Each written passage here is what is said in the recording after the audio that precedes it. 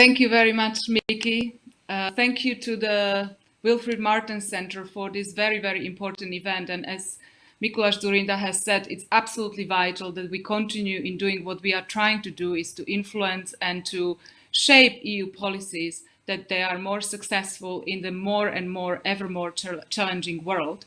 So thank you to the Wilfried Martens Center for fighting against these COVID restrictions to our work and coming with the very innovative ways of working together.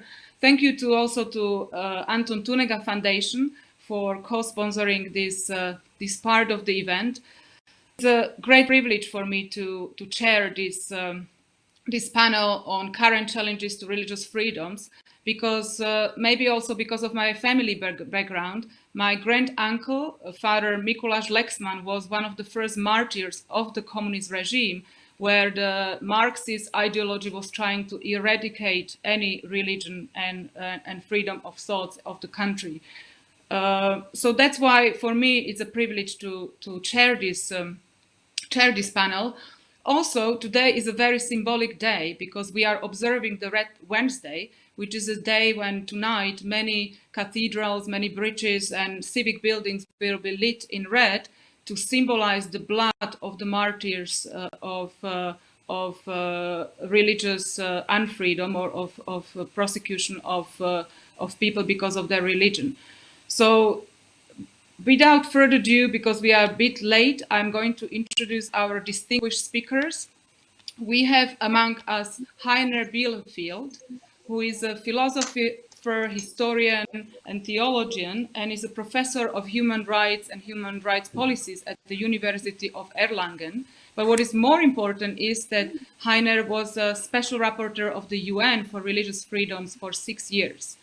We have also among us Jan Figel, a politician from my own country, who used to be the first Slovak commissioner of the European Commission. He was also a deputy prime minister of Slovakia, and he was serving as a special envoy for freedom of religion and belief of the EU, which we are going to discuss this position among other topics in our panel. And last but not least, I am honored to welcome Rebecca Samuel-Shah, who is a principal investigator for religion and economic empowerment projects at the Georgetown University and a senior fellow with the Archbridge Institute. And she's a pioneer scholar to study the impact of religious freedom and belief on the social and economic lives of poor women in the global South. So thank you very much to all of you that you have accepted our invitation. And then we are really looking forward to all your thoughts and inspiring ideas, because this is a topic which is absolutely vital, and it touches practically. Maybe it seemed that the religious freedom is something which is mainly connected with the third world, but in a global world, we are more and more in a contact with the suffering of people because of their religion. And maybe some of you have heard about the last scandals that we have realized that many of products which are products being used in our daily lives are actually produced by Uyghurs in China and in the concentration and labor camp. We are also struck by the atrocities and death penalties for blasphemy in countries like Pakistan. But also there is more and more discussion which is related to religious freedoms in our own democratic societies, where we see that some ideologies and religious freedoms are clashing. So these are all the topics we are going to discuss during today's panel. And my first question would go to Heiner Bielefeldt, who used to be the rapporteur of the UN on religious freedom and belief. And maybe the main question is, Heiner, why do you think that the freedom of religion and belief is indispensable amidst the overreaching human rights? We know that the UN Declaration of Human Rights is very clearly defining the human rights, a whole list. But why do you believe that a special focus on the religious freedoms and belief is helping us to support freedom of every person and freedom of every person and human rights in general? Thank you very much for this question, Miriam. And let me start thanking also the organizers for bringing us together and mobilize our imagination, our energy, our intellectual energy, our communicative efforts to work on behalf of freedom of religion or belief. Indeed, it is an indispensable human right. The answer is pretty obvious. Why? I mean, the answer is obvious because human beings are complex beings. Human beings need to search for an ultimate meaning in life. Human beings can develop convictions and wish to organize their lives around those convictions. And this can become an entry point for many disputes, for conflicts, but it so much enriches human life. It's part of the human condition. So you cannot respect human dignity without respecting or without appreciating this fundamental dimension of human life, that human beings can cherish, develop, hold convictions, profound convictions, existential convictions, life-shaping, identity-shaping convictions. So, I mean, without recognizing the important dimension of human life, human rights would cease to be fully humane. And that's why my message is always, you can't work for human rights without taking freedom of religion seriously. At the same time, I would also say, you can't work for freedom of religion outside of the human rights context. I mean, that's for me equally important because otherwise, I mean, misunderstandings can occur. And one might lose the focus on the fact that that freedom of religion or belief fully follows the logic that defines the human rights approach. It's a universal right. So it's not clientelistic. It's universal. It's everyone's right to feel respect, to experience respect for their convictions, religious, but otherwise. Freedom of religion also includes the possibility to change, and also leave religion. I mean, it's really part of it. And so one has to understand the broader human rights infrastructure to make sense of freedom of religion or belief. And otherwise, without freedom of religion or belief, human rights would cease to be fully humane. So my interest, also at a conceptual level, is to keep a holistic human rights agenda within which freedom of religion or belief has an indispensable part to play. And I'm saying this also against tendencies of fragmentation. I mean, specialization is necessary, but fragmentation would be problematic. And some governments have a tendency to focus on freedom of religion or belief in isolation. That can lead to misunderstandings. And even worse, if they maybe pit off freedom of religion against other human rights. And we have seen ideological battlefields about the preference of freedom of religion versus freedom of expression, or the other way around, or pitting off freedom of religion against gender-related rights also leads to misunderstandings. It leads to losing the human rights focus of freedom of religion or belief. And I think that would be rather problematic. So I think we need a holistic approach in order to be able to respond to the suffering of countless people in the world, religious minorities, religious dissidents, people in various regions. You already mentioned the Uyghurs in China, but Tibetans in China, other religious minorities suffer equally. We see rising human rights violations also in Southern Asia, Pakistan, India, but also in Southeast Asia, Vietnam. Indigenous peoples being violated in their religious freedom in Brazil, for instance. And even though the situation in Europe is by and large a much better one. I wouldn't deny that. Still, we have also serious homework to do here within the EU countries. I think so we have good reasons to mobilize all our efforts, work together for freedom of religion or belief in order to promote also human rights more broadly, in which freedom of religion or belief plays an indispensable role. Otherwise, we could not work for respect of human dignity. Thank you very much. Thank you very much, Heiner. Thank you a lot.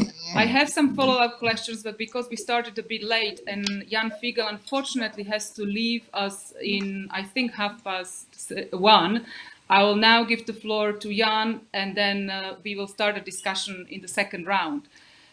Jan, a part of the functions I have already mentioned, I'm kind of asking now you as a former special envoy of the EU for religion, freedom and belief, where do you see the strengths of the EU and weaknesses in promoting freedom of religion and belief from the point of view that you were acting as a special envoy? And we all know that now this position is vacant already for a year. We were numerous times asking as the European Parliament, the European Commission to renew this post. It has not happened despite the fact that the Commission has announced that they are going to renew this post in the summer. We also have seen the European Commission in its strategy for human rights and democracy support did not pay enough of attention to freedom of religion and belief. The Council came with another document where I believe that the phrasing is much better and is much stronger. But we see a kind of, I would say, different approach of the new Commission from the old one, which has created the post you were functioning in. And I'm just wondering, what would you use as an argument why it's absolutely vital that the EU is renewing this post, and where do you see as well the weaknesses I said, but also the strengths of the EU to help in our fight for religious freedoms worldwide? Thank you. Yeah, thank you, Miriam, and I'm really very happy to be in this special panel and during special day. That's also a reason why I have to skip over to the event in Prague with our Czech friends and brothers from former Czechoslovakia. I'm very glad to see Heiner and Rebecca around and trust in our synergy or mutual understanding. I would like first to a bit applaud or support what was said by Heiner, whose professionality is very respected, or I wish it would be even more known and spread. I think that freedom of thought, conscience, and religion, as it is defined in the international law, is the deepest expression of human personal freedom. It's a litmus test of other freedoms or rights, because if this is not respected, then freedom of opinion, freedom of expression, freedom of assembly or association surely are not respected as well. It's very central, right? It's in the middle of the list of the catalog, and expansive, right? It's important for individuals, for communities, in private and in public. So I think, or I am convinced, better to say, that promotion of freedom of religion or belief is the civilizational issue. It's criterion and objective, both. The end and the mean, or the way how we achieve the ends.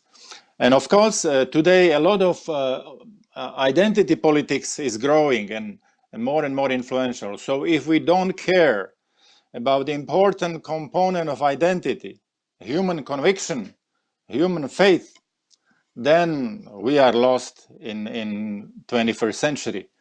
We are all different in identity, but we are all equal in dignity. And this great principle invites us to know, to respect, to promote both sides of this important principle, of this important or crucial creative equation. Situation, of course, is very worrying in the world. Most of people live in countries where obstacles or high obstacles for freedom of religion are in place. And realities means intolerance, discrimination, persecution, and even genocidal killing or liquidation. I was nominated to the position you mentioned, Miriam, especially during time of genocide in the Middle East. And either we are commentators, lamentators, observers, or real leaders of humanity in good sense of Schumann's request or legacy. And European Union, as you asked your point, should be a leader. It doesn't mean competition. It means example. It means engagement. Strength of Europe and European Union is that it's not seen as hard power, but as a soft power. We are not imposing, but we are proposing. When we proposed Pakistan, very good instrument for cooperation called GSP Plus for preferential treatment in trade, which is very beneficial to Pakistani's economy and troubled society.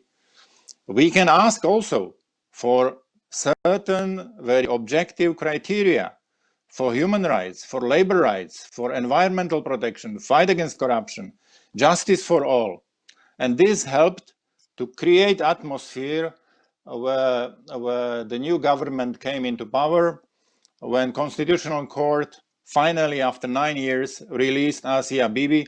And there are also some other changes coming in this country, which is just example in our debate, because Pakistan is usually ranking very high in the list, on the list of different reviews of the situation. So EU is seen as community of values. Of course, we are not perfect, but we do our best to really stick to this principle. And I could witness this authority, this credibility, not only in Pakistan, but also in Sudan, in Iraq, and other countries. Therefore, we should use this positive or constructive influence. It's very important.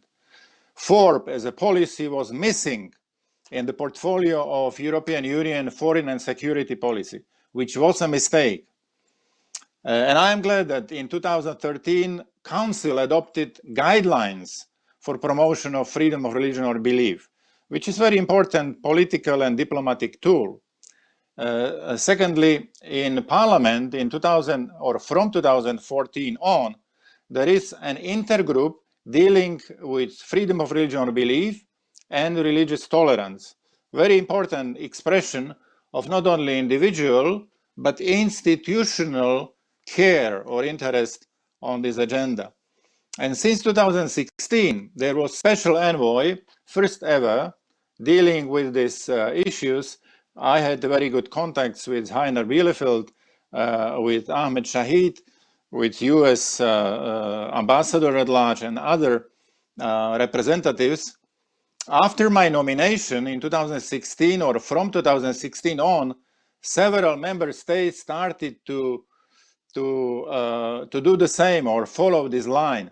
United Kingdom, Denmark, Netherlands, Germany, Lithuania, Estonia, Hungary, Poland, Czech Republic established their envoys or ambassadors. So my point to your question is, was this a mistake? Was this something wrong?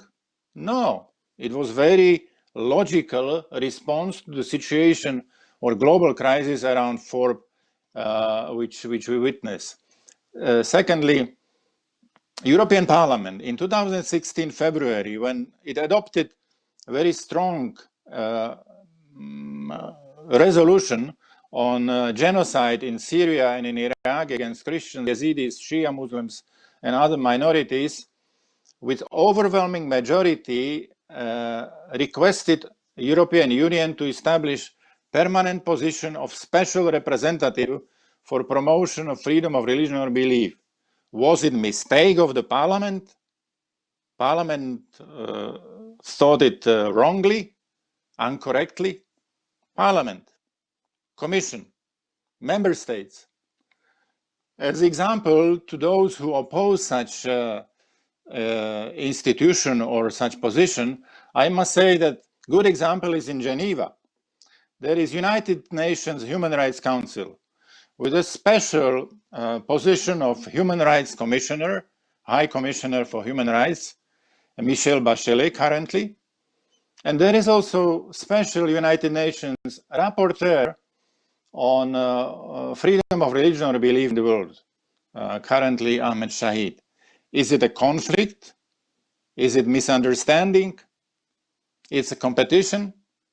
No, it's complementarity, declaring and showing that tandem and mutual cooperation is important to promote human rights in general and FORB in particular. So I think that European Union should understand and follow this line, not only for the sake of its own credibility, but also for better cohesion of different positions now, because we have envoys in many countries, in majority of EU countries. When I had opportunity not only to speak, but evaluate my 3.5 years with special representative for human rights, Eamon Gilmore, he was very explicitly supportive and willing to continue in such cooperation. So Miriam, my answer is European Union should establish and institutionalize such policy. It is also in line with the special resolution adopted last year in January, when European Parliament by, I think, 576 votes supported multi-annual mandate of special envoy for FORB, with, of course, adequate resources and some competencies in order to not only build credibility of EU, but to help the persecuted communities worldwide. Thank you very much. Thank you, Jan. Because you will have to leave in a few minutes, I will have a follow-up question for you before I will give the floor to Rebecca. And my follow-up question is related to what Heiner also mentioned and I touched upon in my introduction, is the maybe growing challenges for religious freedom inside of the democratic world. Because you yourself have mentioned the identity and how important religious freedom is to our identity. We are witnessing also identity policies which are practically having a different maybe opinion about what supports and what undermines human dignity. And here, this kind of challenge can be translated also different understanding of the dignity of the protection of dignity and freedom of every person in practical policies related to identity, related to maybe differences of viewing the family or human person as such. So how do you think we should address these challenges inside of our own world? I mean, inside of the democratic part of the world. I'm glad to your questions, but that this topic was included among 8 these days in Brussels, and maybe we need to speak more often, more in detail, more in different situations and consequences. Look, difference, human diversity is not a problem, it's a definition. We need to respect the other in order to be respected. There is golden or silver ethical rule. This is the base of coexistence. And what we need is to live together, not only to exist together in diversity. And in order to live, which is more than to exist, we need to learn how to live in the diversity, understand religions. Most of people in the world claim religious affiliation. It cannot be a problem, it's reality. And we have to know the reality in order to shape it. And dignity is a great term. It's not something extra. It's not something like other human right or new language. It's a foundational principle. So we have rights because we have dignity. But if we claim dignity, we have also duties. Because rights without duties is a nonsense. It's a crisis. Next day. and this balance between rights and dignity and duties is the best expression of real human dignity. The problem of our Western societies, for example, because there are many challenges. In the East, it's Islamic fundamentalism or violent extremism. It's religious nationalism, for example, in India or Myanmar. There is totalitarian ideology. We remember it from Stalinist Czechoslovakia or Soviet camp, but it's still present in North Korea. What's going on in China is really authoritarian regime. But what is the problem here in Europe or in the West is, for example, secularism as ideology. Because fair secularity creates space for plurality, for pluralism of different sources of conviction. And false secularity or secularism replace this freedom and plurality by indoctrination or top-down policy in our countries, in some countries. And this is against freedom. This is against identity of all or respect of identity of all, living together, not only existing together. There are tendencies now because, of course, there are violent or terrorist phenomena to adopt special laws, because we live in special time. COVID is very special. Beware that it can be really against human rights. It can be against freedom of religion or belief. For example, securitism in Russia. The law is called the law against extremism. And it focuses against Jehovah's Witnesses, which is a very oppressed group. It was oppressed by Stalin, by Hitler, by Fidel Castro, and now by the regime of Vladimir Putin. How come? And Putin was the mayor of Petersburg when they publicly admitted freedom for Jehovah's Witnesses on the territory of former Soviet Russia. Some tendencies is France. In France, after attacks which were very, painful in Paris or Nice, are at the edge of religious freedom, or it will have some implications on religious freedom. So I think we should be not only very careful but mindful what we adopt as special instruments in time of difficulties. And my last point is, my father would love to have my questions or crises of our time. He had no real freedom, and brother of his brother, Jan Figel, was killed by secret services. So these were real tragic, bloody times in our countries in Central and Eastern Europe. Today's crisis is an invitation, as Mikuláš Dzurinda said at the beginning, to adapt. And we need only two basic components to get out of the crisis: common sense and living conscience. If we do it, if we use it correctly, we find reasonable solutions, but we also deepen our humanity. We deepen the humane character of the 21st century, and we can get out of the crisis as a stronger community and a stronger world. This is a role for Europe. This is a role for all of us. Thank you, Jan. Thank you. That's for sure that this crisis is giving us a space for thinking and reflecting on our past, and we definitely should use the crisis to help us to become stronger and stronger defenders of the moral values and the ethical principles we used in the past, which prevailed in the facing totalitarian regimes of different kinds in our history. Thank you, Jan. I'm not sure if I'll be able to say goodbye to you, especially because you will probably leave during Rebecca's introductory remarks. So thank you for joining us. Thank you for your time. Good luck with your personal fight for freedom of thought and religion of every person, and which comes from the past of your family, which we share, both of us. Thank you, Jan. Bye-bye. Thank you. Bye-bye. Rebecca, we have heard a lot of maybe kind of theoretical introductions to how to frame and how to focus on religious freedoms in our policies and in our political life.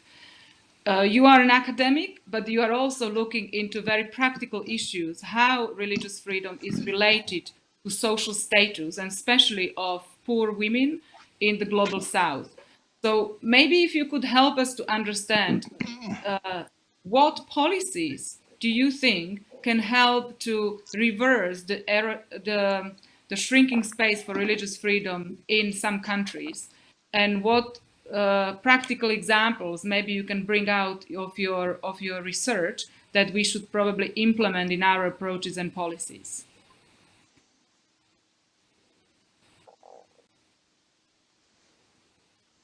We don't hear you.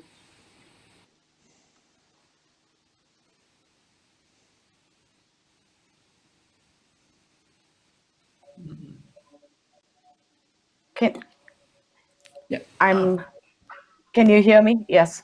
Hello. Yes. Great. Well, thank you. Thank you, Miriam, and thank you, Jan, for your very moving comments.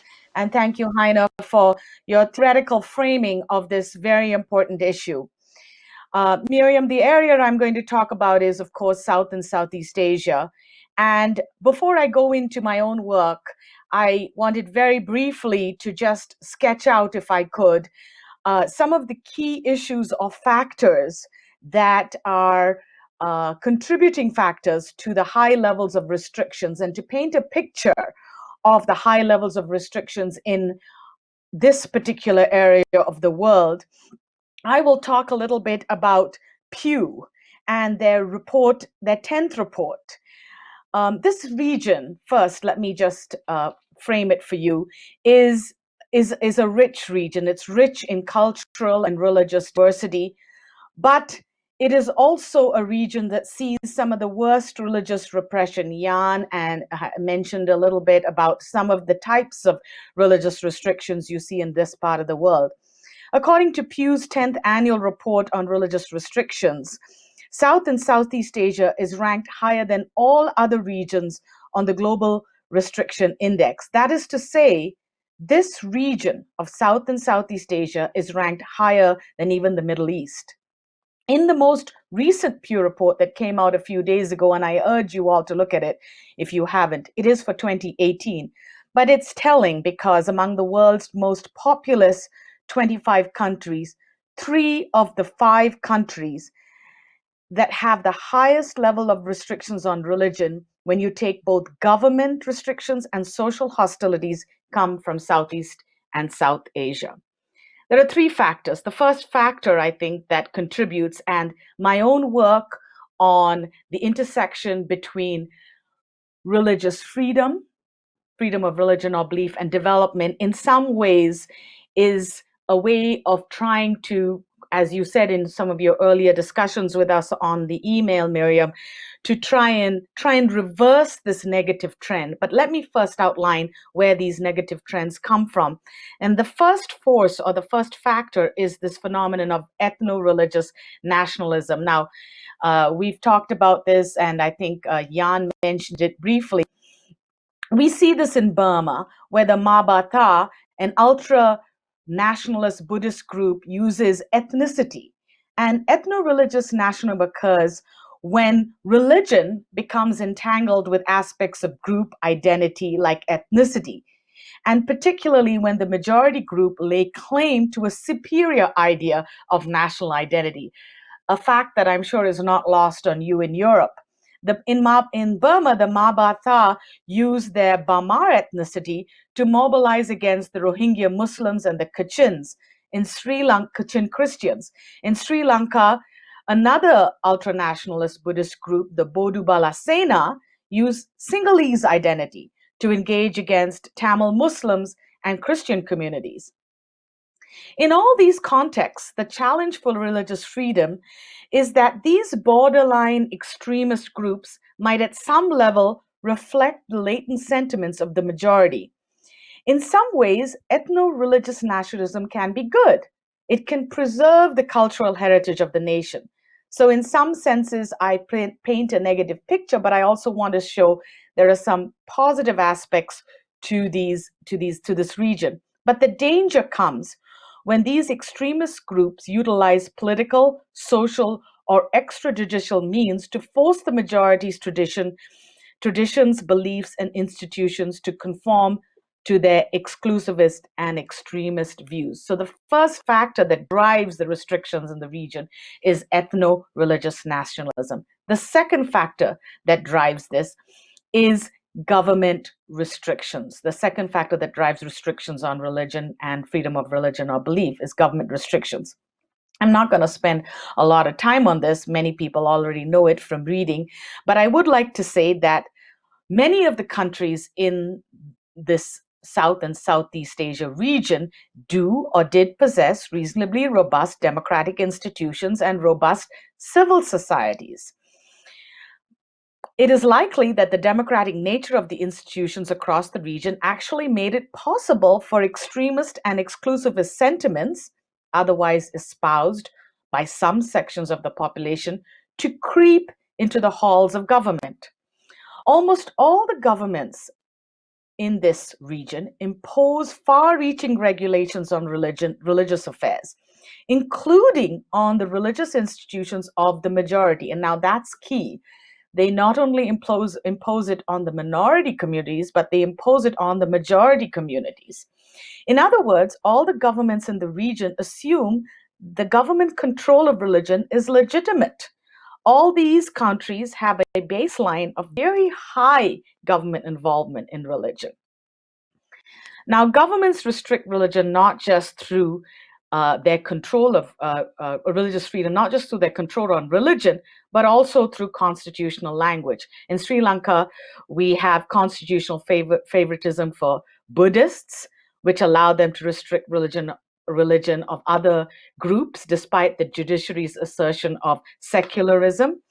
In Islamic Bangladesh, Malaysia, and Pakistan, we see restriction of religious minorities despite the intention of their founders to create secular states.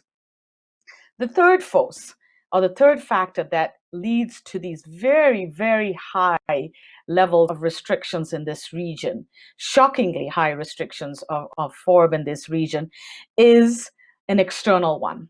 And that is the influence of Western governments and Western-supported NGOs whose activities in South and Southeast Asia are well-intentioned, but also promote ideologies of human rights, liberal freedom, and what one might call individual autonomy maximization.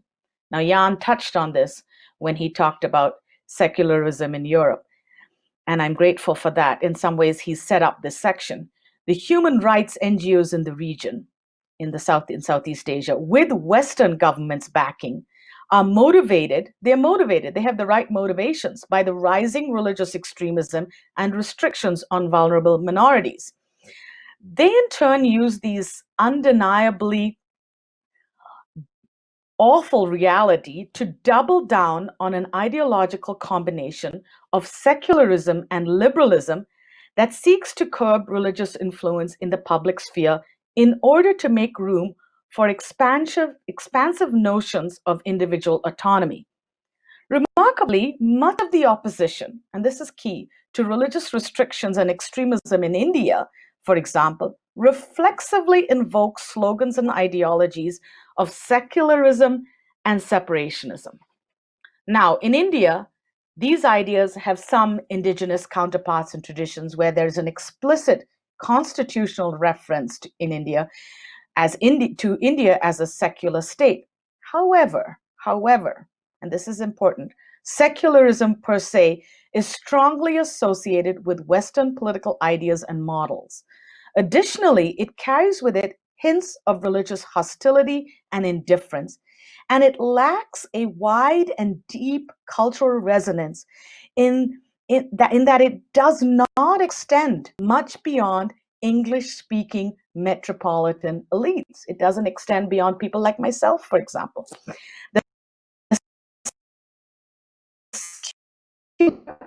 Equivalent and closely aligned to Western agencies and governments, that it gives human rights an image problem here in the region. Let me illustrate with a recent example. In a recent Danish Institute for Human Rights report entitled Promoting Freedom of Religion or Belief and Gender Equality in the Context of the Sustainable Development Goals, very important to remember this intersection, because this is something I work on, and you mentioned that, Miriam. And in that section of the report that deals with access to justice, education, and health, the authors raise an important issue, which is that in some cases, women who speak out to claim their rights might face resistance and exclusion if they defy dominant norms and values. Now, right after describing the discrimination and later death faced by a young girl who reported an attempted rape in her school in Bangladesh, the authors do something I think, very problematic, in that they use the Sabrimala temple case in Kerala to illustrate their point, where in that case, women's rights activists for years advocated for a lifting of the ban on women of childbearing age from entering the temple. Now, the ban, in place for centuries, was intended to protect the celibacy of the Hindu deity, Lord Ayappa. The activists and lawyers, I'm sure assisted in no small part by many Western or even Western educated agencies and institutions, felt that the ban was a violation of their religious freedom. In September 2018, the Supreme Court of India ruled the ban did not constitute an essential religious practice. Now, in addition to the very deeply troubling problem of the judiciary in India deciding what is essential religious practice and what isn't essential religious practice, a topic which I suggest you host a webinar on, we see secular statism also a significant threat to religious freedom in the region. Although associated with human freedom, human flourishing, and pluralism, all the good things that Heiner mentioned in his wonderful opening remarks, human rights too often appear to be an all or nothing cultural package that we in the region are bound to accept in every sector of society, regardless of indigenous cultural and religious traditions. This kind of human rights imperialism that is actually antithetical to religious freedom can be seen in the February 2020 report of the Special Rapporteur of Freedom of Religion or Belief, which essentially asserts that controversial rights claims related to gender and sexuality should trump the core religious freedoms acknowledged and respected in international law.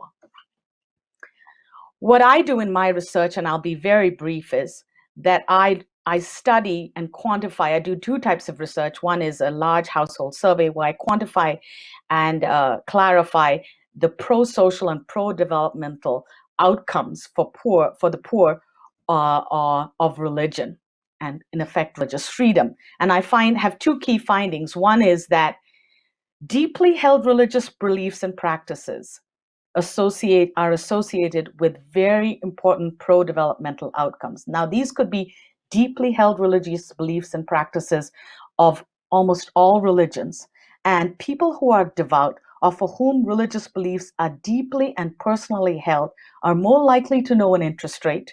They are more, and this is very important in an informal economy, they are more likely to negotiate their wages.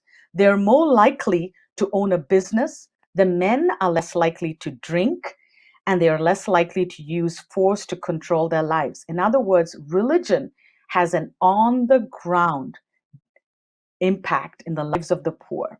Deeply held religious practices of local deeply held religious practices and beliefs of these people. The second finding we have is that individuals who enjoy the freedom to switch religious traditions, regardless of the direction, are more likely to own businesses and to experience very key important social outcomes. I won't get into that into detail, but there is a very strong statistical association between these aspects of religious freedom and pro-development outcomes. In terms of inclusion, SDG number 16, peaceful and inclusive societies, we see that high levels of religious commitment and religious participation, regardless of tradition, are linked to more religiously tolerant people. That is, people who have high religious commitment are more likely to accept someone from a different religious tradition living next door, and are more open to the idea that people should have the freedom to switch religions if they will. I'll end with one sentence. We in South and Southeast Asia have the seeds of religious freedom in our own native soil. For these seeds to sprout, to thrive, we need to enable local actors. We need to so that they can take the lead in protecting and promoting their own religious freedom. I do work on collecting data where local actors are owning their own religious landscape. So Miriam, I hope this has been okay, but what I wanted to paint a picture of was of one where there are tremendous restrictions and tremendous problems with respect to religious freedom in the region, but also tremendous hope. Thank you very much, Rebecca. Thank you for this really insightful contribution. And we have 5 minutes or 6 minutes, 6 minutes to finish. So it's not a long time, but maybe bringing the ball back to Heiner, because Rebecca has mentioned two, I think, kind of main things. First is that the more free people are to observe their religion, the more support we give to the development aims of the third world. Let's say that it has a clear correlation, that the freedom of religion has a clear positive impact on the social and economic well-being of people. And the second part Rebecca has, which is I think absolutely vital, is the local actors, because and maybe in contrary to the government's influence, which Rebecca described as often aiming a positive thing, but actually having a very harmful impact, because there is a not clear linkage between the understanding of those third country governments of their impact of their policies locally.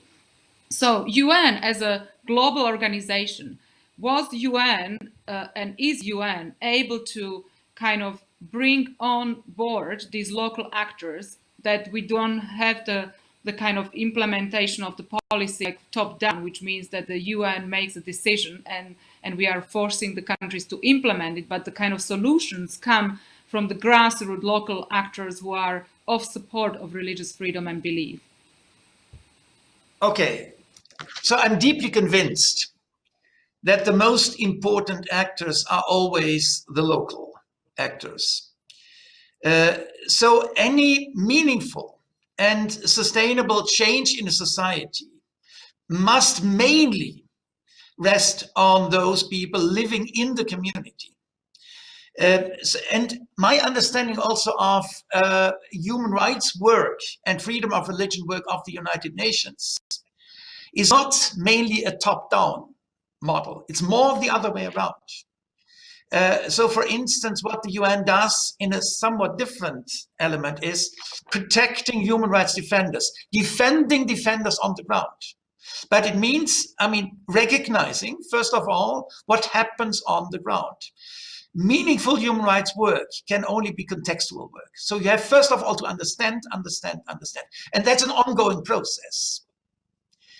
And the problem, of course, is that also local actors can become under pressure, and an enormous pressure. The situation can be extremely threatening. And then, of course, the international community cannot just sit on the fence and observe this from far apart. So there's no alternative to someone to also interfering. Because, a hands-off approach would not help. But a heavy-handed intervention, of course, can also cause a lot of damage. So I once created a formula, just to describe the paradox. Human rights work is somehow interfering. I mean, you cannot avoid interfering, but interference in a listening mode. So listen, listen, listen, listen and learn and learn. And that also applies, of course, to freedom of religion or belief. I mean, you really have to appreciate the work conducted by the local actors. So, I mean, the only meaningful contribution from international organizations, but also from the EU, would be to strengthen those who do the real work on the ground. Yeah. So it's a sort of indirect support, not exporting a whole package of institutions, norms, toolboxes. I mean, that would be another form of cultural imperialism, and that's certainly not needed.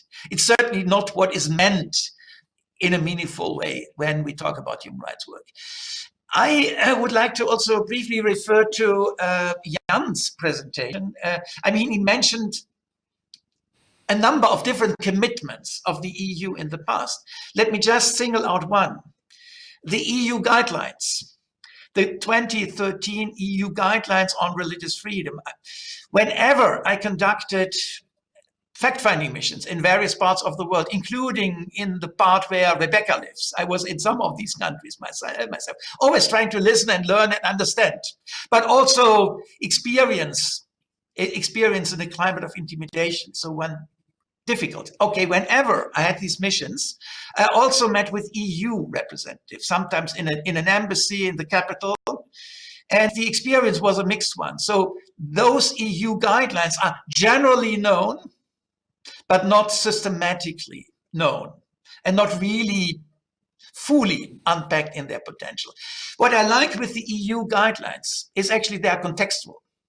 The idea is to use also EU institutions that are on the ground in various parts of the world, embassies, consulates, institutions of cultural exchange, to invite minorities under pressure, to pay attention to the situation, to do that in a coordinated fashion. I mean, if then, let's say, 27 EU ambassadors were to apply for observing a certain trial going on against religious dissidents, for instance, okay, that could make an impression. I mean, that coordinated effort to explore the potential of the guidelines in a specific space, always contextual, always in a contextual manner.